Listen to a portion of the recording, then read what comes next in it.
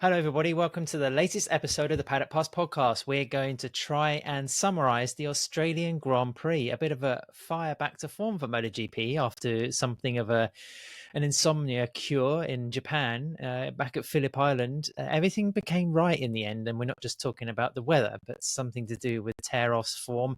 And like a Marc Marquez first lap, we're going to delve straight into this episode with aplomb and a degree of vigour. Neil, first off to you, you're still inside the media centre. You've got to dash off fast, so we might lose you halfway through this podcast. But how are you doing? How's the day been? And are you happy to finally have some nice sunshine in Australia? Yes, it is incredible what a world of difference the sunshine makes. Yeah, got to go out around the track today and do a bit of watching during warm-up, which was just absolutely fantastic. Probably the best track in the world to go out and watch trackside. And yeah, I mean, it was entertaining, wasn't it? We had 3 really strong races. So yeah, the smile is most certainly back on my face. Dave, how is the smile on your face? I got up at 10 to 5 this morning, so the smile is very much nowhere near my face. And as for there being 3 entertaining races, I mean, by midweek I might have a clue about the other 2 races, but I didn't stay up for them. I mean, I stayed up to watch warm up, and it obviously, I mean, like Phillip Island looked absolutely glorious this morning. But then I thought I need a few hours sleep before the real action starts. Neil, Simon Crayfell was saying on the TV broadcast that it was still windy there. We saw riders wearing beanies on the grid, so it obviously wasn't too hot either, even though it looked fantastic on TV. How were the conditions actually for racing? Was it not too bad in the end? I think compared to yesterday, it was a big improvement, Dad. I mean, it was warm in the sun. The sun was definitely hot, but it was still quite blustery. The ambient temperature, I think, before the race started was 15 degrees, so it was pretty chilly by usual standards. But I think compared to the rest of the weekend, they were easily the best conditions of the weekend so far. And the conditions coupled with the new track surface, coupled with new tire and improved bikes led to an absolutely scintillatingly fast race. Just before we jump into our moments and other highlights of the Grand Prix, a quick reminder that Paddock Pass podcast is brought to you by KTM Renthal Street. That's right. Go to renthal.com for any accessories for your road bike, as well as Fly Racing. Neil, coming straight back to you, how would you grade this Grand Prix? I mean, out of 10. Well, I mean, if we, I'm going to give it a 9. I would like to point out that I was going to give it maybe like a 4 or a 5 after yesterday, but the nice sunny conditions that we had today, and as I said, 3 really interesting races. I mean, Moto 2 was a cracker as well. Moto 3 was less so, but still entertaining for the most part.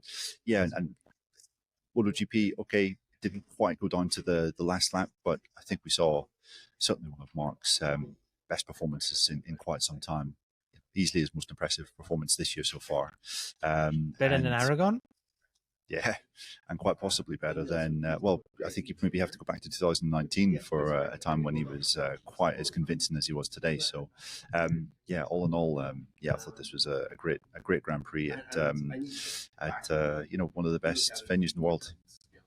9 out of 10, Dave. I mean, when it comes to an Irishman and a bit of sunshine, just all kind of rationale goes out the window.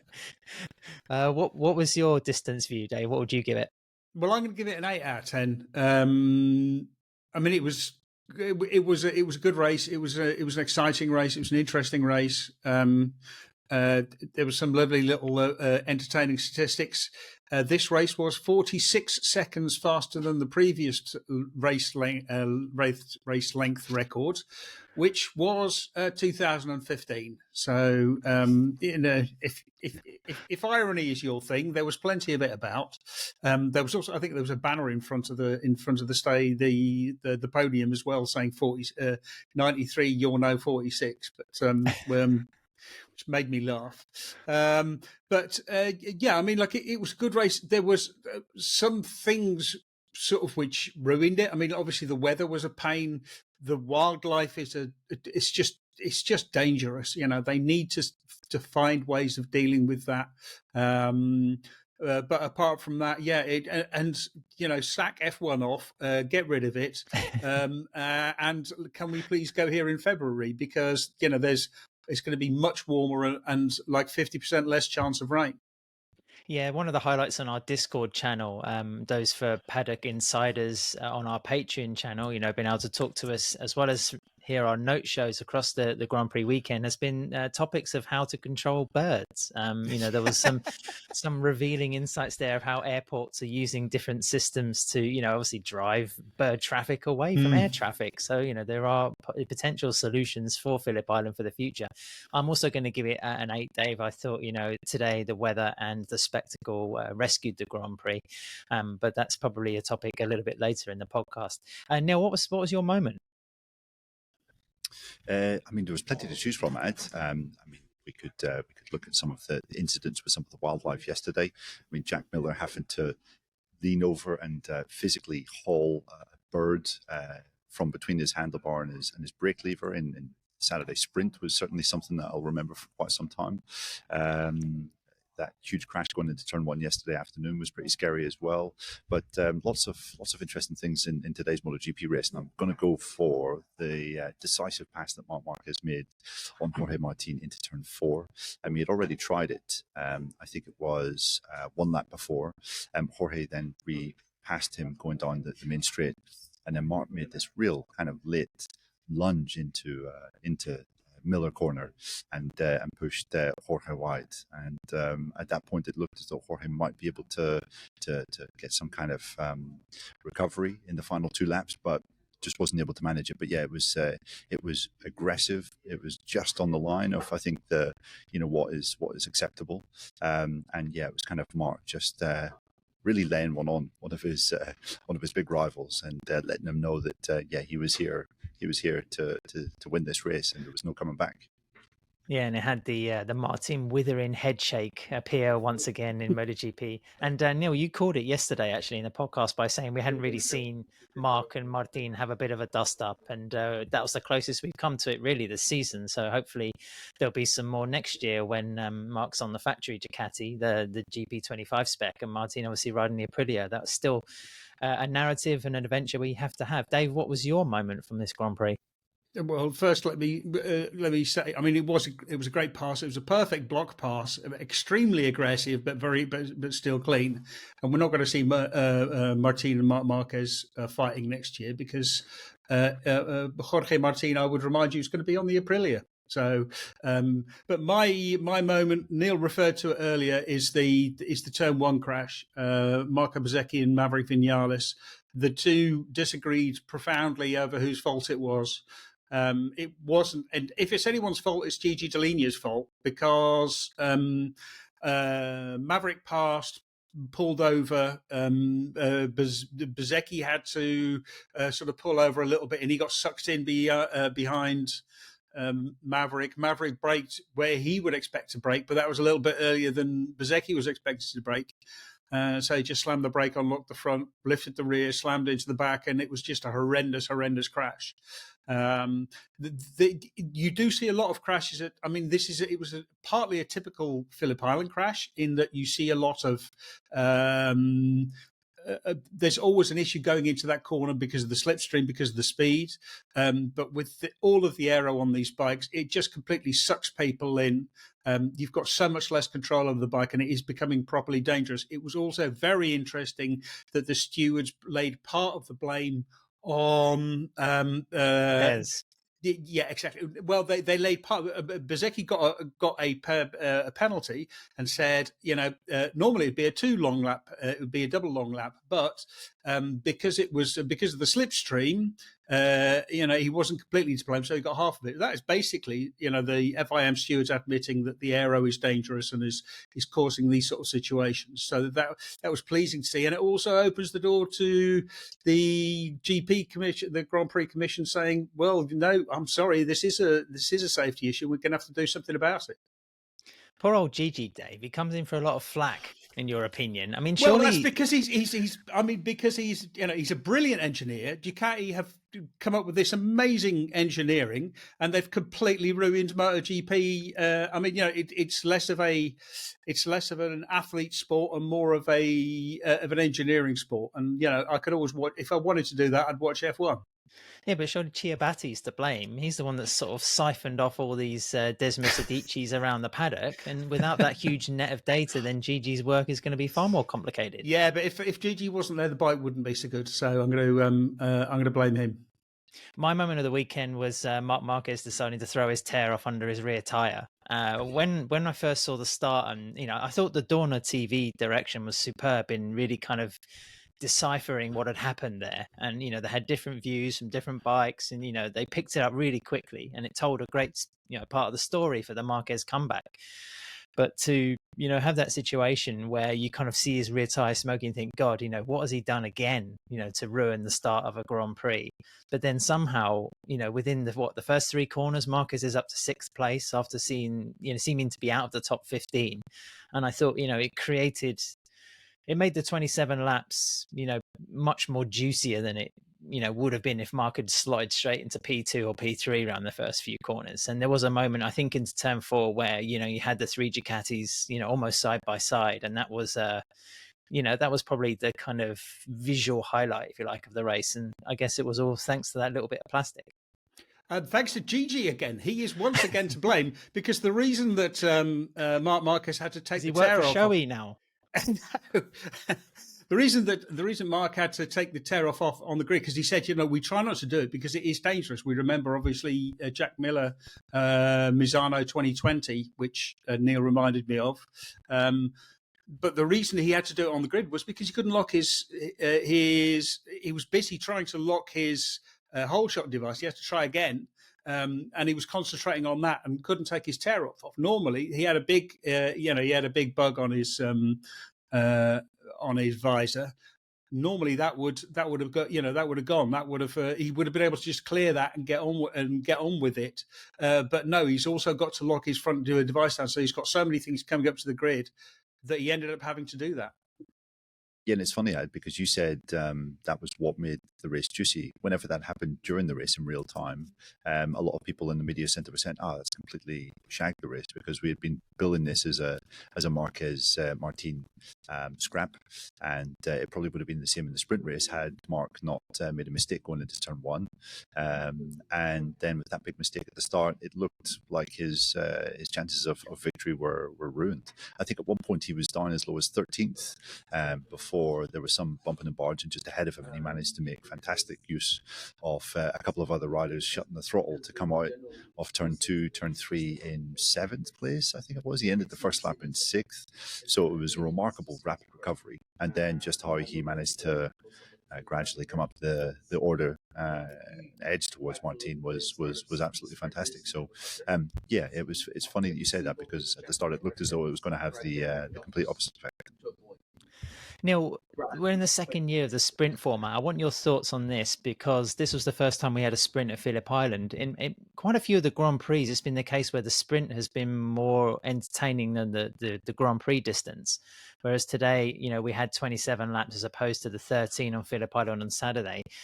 Again, as we said at the top of the show, Japan wasn't the best advertisement for how exciting MotoGP can be. This was a little bit more of a return to form. Was it a case where the 27 laps and the build up and the fact that the riders needed to manage, newer tires, the weather had kind of pivoted a little bit again? It was the 27 laps offered up the kind of show that we wanted to see, right? Yeah, I think so. Yeah, and we got one of those occasions, a rare occasion this year, where we had two of the best guys in the class facing off in a proper way, and putting some pretty aggressive overtakes on each other, which is something that hasn't been so common this year. We've had lots of races where Pecco and Martin have been riding maybe a second apart or a second and a half apart without actually really being able to lay a glove on one another. Whereas today was pretty full-blooded in certain instances. When Pecco, there was I think one lap when Martin made a mistake into turn 1. Pecco got by, and Martin responded swiftly, and then Marc was pretty quickly underneath Pecco. And then, I think there was 3 overtakes between Martin and Marc in the closing laps of the race. So yeah, this definitely lived up to it. Phillip Island once again showing that it can produce some pretty sterling racing. And one of the interesting things, I guess, from the race was 51 seconds faster than the last year's race. Last year's race obviously became so well known because Martin took that tire gamble, and everyone was basically spending the first 20 laps or so managing the rear tires. It didn't really seem like the top two guys were having to do too much managing because the pace at the front was absolutely ferocious. And there was a good chunk of time where both Martin and Marc were, I think, a second a lap quicker than the rest of the field. It was pretty remarkable stuff, and it showed you just how good both of them are and how well they were riding. Pecco, Bagnaia in third. I mean, how often is it that you see third place 10 seconds back of the first two? So yeah, it was an interesting race between both of them, and it was also just a demonstration of just how good the pair of them are at the circuit. It was interesting because I saw in the morning warm-up that Martin had chosen had used a really old soft rear. It had 13 laps on at the beginning. That was really a clue that he was going to try and run the soft, I think that gave him an advantage because he understood by the end that soft had about 21, 22 laps on it. So he had an understanding of what a really used old soft tire was going to be. And there was a lot of comments from riders all saying like, we don't know what the tire is going to be. We don't know how it's going to how it's going to respond. There were riders who were saying the tire was dead for the first half, and then it seemed to come alive. Some saying that there was a big drop towards the end, and I think again this is the loss of track time that people just had no real understanding of what was going to happen with the tire, so they had to take a little bit of a gamble. And we saw that basically Martin did a brilliant job in choosing the right tire at the right time in warm up, so he knew how the tire was going to respond. And it was just Marc, understanding it and doing it. We're on a bit of a clock today, people, because Neil needs to get away from the circuit. So we're just going to try and rattle through a few subjects. There were quite a few of you on our Patreon predictions who managed to correctly forecast that Marc Marquez would win today. But Dave and Neil, from the entire grid, I mean, we were down to 21 riders. Pedro Acosta didn't line up. His left shoulder being problematic. I think it was maybe a brief dislocation. He had MRI scans in Melbourne. We're still sort of waiting to hear the results of those. And of course, Maverick Vinales and Marco Bezzecchi were kind of, far from fully fit, but they did take part in the Grand Prix. Phillip Island, fastest track on the calendar. It does tend to pick up a couple of victims. And we'll have to see if Acosta can make the grid next weekend out in Thailand. But it does go to show how challenging this Grand Prix can be, right, Dave? Well, yes, exactly. And the other thing is, if you crash here, there tend to be very few crashes here, or relatively few crashes here, because if you do crash here, especially at a place like Turn 1 or some of the faster corners, it really hurts. You're traveling at a lot of speed, and you're going through the gravel, and it's really easy to pick up a much more serious injury. It's one of those places where you don't want to crash. But in conditions that we've had this weekend, crashing has been inevitable. Somebody was flying for a different reason, of course. The winner, Marc Marquez. Neil, can you just give like a quick summary or your take on his performance? I mean, the World Championship is, beyond the pale now. The narrative is very much between Jorge Martin and Pecco Bagnaia, and Martin now, a 20-point gap, which is, not to be sniffed at with 3 Grand Prix to go. Although we are heading towards Thailand and Malaysia, where I'd be inclined to put my money more on the Italian as opposed to the Spaniard.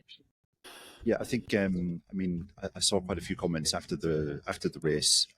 I think one maybe written by myself as well, which was basically saying how difficult is it going to be for everyone when Marc steps on GP25 next year. You would have to say that this was kind of one of those races which just give a bit of a warning that even when he was hamstrung to the extent that he was, he could still kind of pull off that kind of performance. And I guess you could maybe say that Martin perhaps eased off ever so slightly in the last 2 laps and was thinking more of the championship, which is understandable.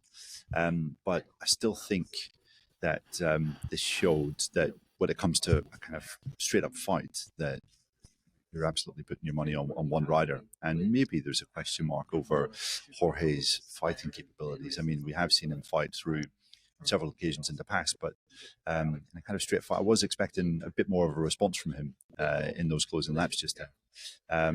So yeah, I think it sets the championship up quite nicely going to Thailand. Dave, one question we had on Patreon, coming in post Grand Prix, Archangel said, should Gigi get worried that, Bastianini and Marc could possibly rattle things or influence the championship in maybe Martin's direction instead of Bagnaya's?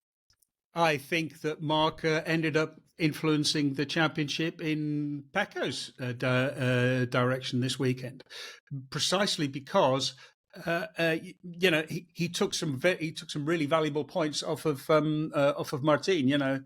Martin could have been 25 points ahead if he had won the race, but Marc had done that, and it's just one of those wild cards. There's not a lot you can do about it, and it's much more likely that the two riders are going to, because Martin and Bagnaia keep on almost like swapping places and swapping wins or swapping positions. Then I think it's unpredictable whether Bagnaia is going to take, or whether Bastianini or Marquez are going to take points off of Bagnaia or off of Martin. I do think that, as Neil said, I think once Marc gets onto a GP25 next year on a factory bike, I really think that it's going to be a bit of a walkover, because the things that he's doing, he was so much better than Bagnaia here. He was better than, he was better than Martin, although I disagree with Neil. I think that Martin actually put up a really solid, strong fight. It's just that Marquez was not going to be denied here. So I think it was really, really strong. But we'll see. Guys, another question we had from VJ. We had Brad Binder in 7th, who was the first non-Ducati runner, and then Fabio Quartararo was 9th, I believe, first Japanese manufacturer finisher. VJ was kind of wondering, obviously the prevalence of Ducatis, we've known all about it through 2024. Which rider who is not on a Ducati would probably profit or benefit the most from having a GP23 or a GP24? Do we have any hard thoughts on that? I mean, who would we prefer to see on a Ducati saddle? I mean, Fabio Quartararo, Pedro Acosta, Brad Binder, everyone. I mean, really, we just want to see lots more people on better bikes. Neil? Pedro Acosta, I think, would be the obvious answer, because he's been doing some pretty good things. Obviously, he wasn't here this weekend, but yeah, I think you would have to say Pedro. Neil, you've got to hit the road. So thanks very much for sort of calling in from the media centre. I know it's been a long weekend. I mean, we've been working sort of the other side of the clock, but you've been there on the ground. So thanks ever so much, mate. We'll catch up. I'll see you in Thailand, in Buriram next week. We'll be able to do the note shows in person. And good travels. See you soon. Cheers, lads. Dave, let's move on to a little bit of our final section of the podcast. Let's talk about our winners and losers. Who was your winner from the Grand Prix? My winner is going to be a little bit unconventional because my winner from the Grand Prix is Pecco Bagnaia. Okay. Which is a bit of a surprise. I mean, you'll have to follow my logic for a little while. I mean, obviously, Marc's victory was amazing, and Jorge Martin comes away leading by 10 points. But Pecco Bagnaia came into this looking in really bad shape. He finished 4th in the sprint race, lost 6 points, but it was only 6 points. On a really bad day, and he had nothing for Martin and Marquez on Sunday, but he was still, easily the best of the rest. He stuck with them for a long while. He got lucky with Marc taking 5 points, 5 more points off of Jorge Martin, and I think yes, he comes away having lost 10 points, but I think that those 10 points are actually, I think he would have signed up for that. In hindsight, looking back at it, 10 points is nowhere near as much as he could have lost. He could have lost a lot more yesterday. If he'd had the day that he had yesterday on Sunday, then he could have been in a lot of trouble and lost a lot of points. He could also have lost another point had because Maverick Vinales was coming through. Maverick Vinales was really, really quick. Fabio Gianantonio got a poor start, and he said he thought he could have fought for the podium with Pecco. That would have been more points taken off of him if Didier had been there and been able to get past him. Props to Didier as well. Didier had just a really, really strong race. He's doing extremely well despite his shoulder injury. But I think that as I've said before, we've all said you win your championships on your bad weekends. This was a bad weekend for Pecco Bagnaia, and he comes away having only lost 10 points. So I think he won't be happy. He'll be a little bit frustrated, and it is a really big and uphill battle, but it could have been a lot worse. Yeah, that seemed to be his demeanor as well in Part Ferme, over the interview. It was like, I'm here on the podium. And they did try some setup changes that improved the bike for today compared to the sprint. But I think you're on the money there. And Bagnaia is going to come out a lot stronger in Thailand and also in Malaysia. My winner, I'm tempted to say Davide Tardozzi's private doctor, because I'm sure he's going to be raking in a lot of fees next year when Marquez is on the official, Ducati next to Bagnaia. But it also a shout out to the Australians. I mean, Senna Agius popping up on the podium in Moto2. Okay, he got a little fortunate with Alonso Lopez's crash, I think, to be able to jump into that P3, but it's still a bright performance from the rookie. Jacob Ralston as well found a bit more form in Moto3, finished 13th, and Jack Miller had a fantastic start. It's just a shame that Alex Marquez again just seems to want to be rubbing paint in the MotoGP class and hooked up with the Australian and dropped him down to the rear of the pack. So overall for the Aussies, it was good in some respects, could have been better, but then also, at least they had someone to cheer, which is not the case we have in Britain when it comes to Silverstone and the British Grand Prix at the moment. And Jake Dixon on that account sliding out of the Moto2 race was a bit of a low point. But I'm also going to say Phillip Island as the winner, Dave, for a couple of the reasons you mentioned earlier, because once again, this Grand Prix, such an amazing location and racetrack, has kind of escaped. It didn't escape last year, but then this year it did, just from being at the wrong time of year with all the problems around it with the wildlife that makes it seem a bit of an amateur sort of club race. I felt that they were able to rely on some good weather. I mean, who knows what the weather will be like Monday morning, for example, or this time of year. And it was a decent race. It was a decent entertainment. Yeah, definitely. I mean, it's such a fantastic racetrack. It really is.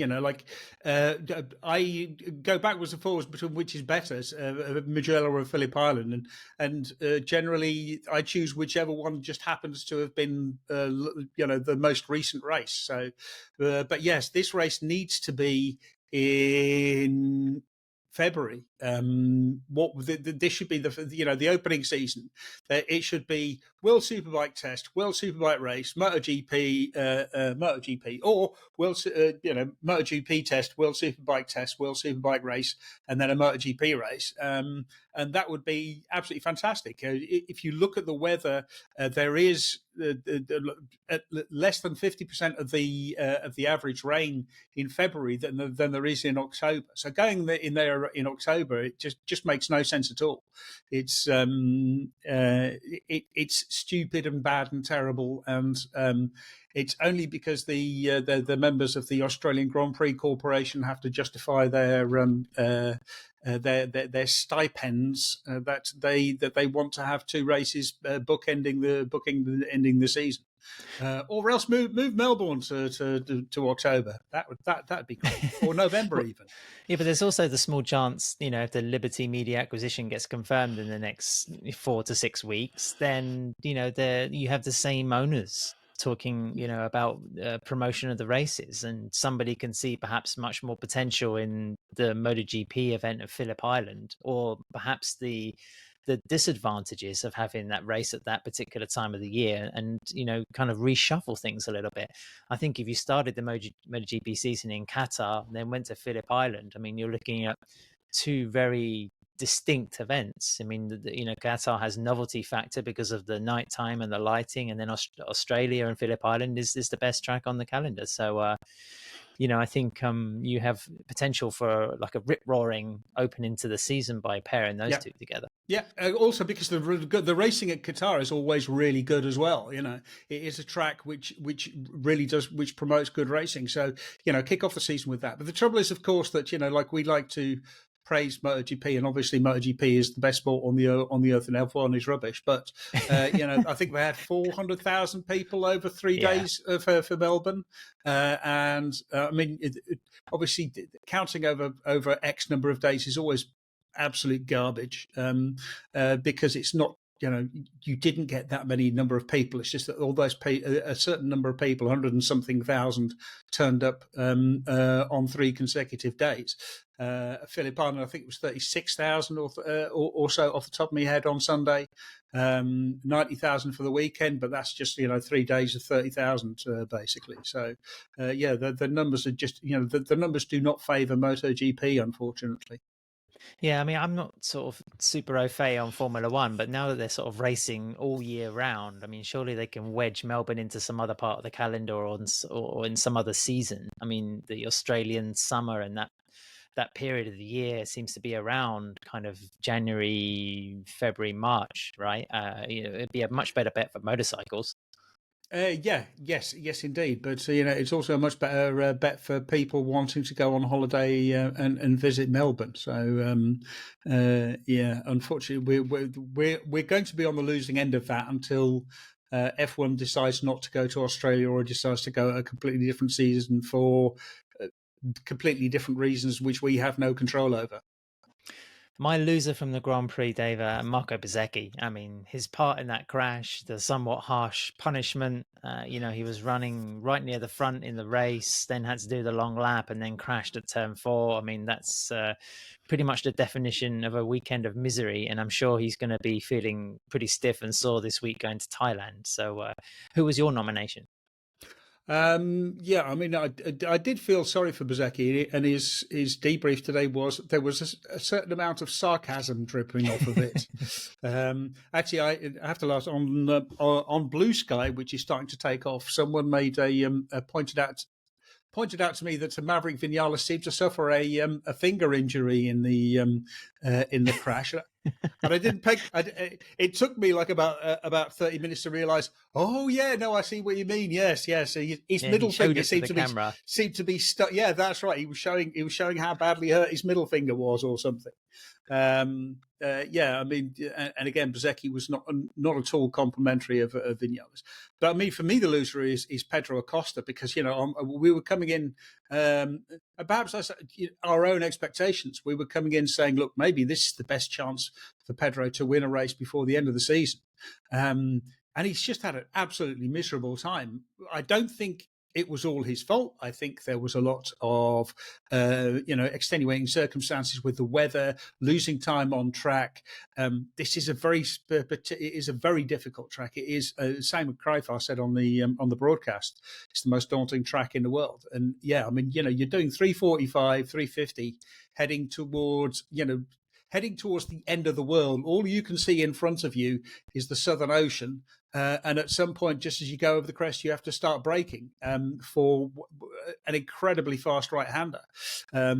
So it takes a lot to get your head around. It looked like Pedro was sort of like saving it during qualifying yesterday. He was really quick through Q1. He was constantly quick, but he went to slicks too early, and so he ended up missing out on Q2. He qualified down the grid. In the sprint race, he fell off and dislocated his shoulder at Siberia. I think it was a really rough weekend. I think it's going to be a learning weekend.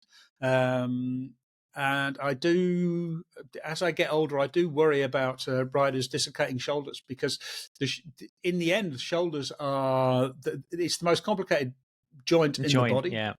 Yeah, because of the range of mobility that it has, and I think it's really tough for riders to injure their shoulders, and it's very sensitive, and you just don't want to do it.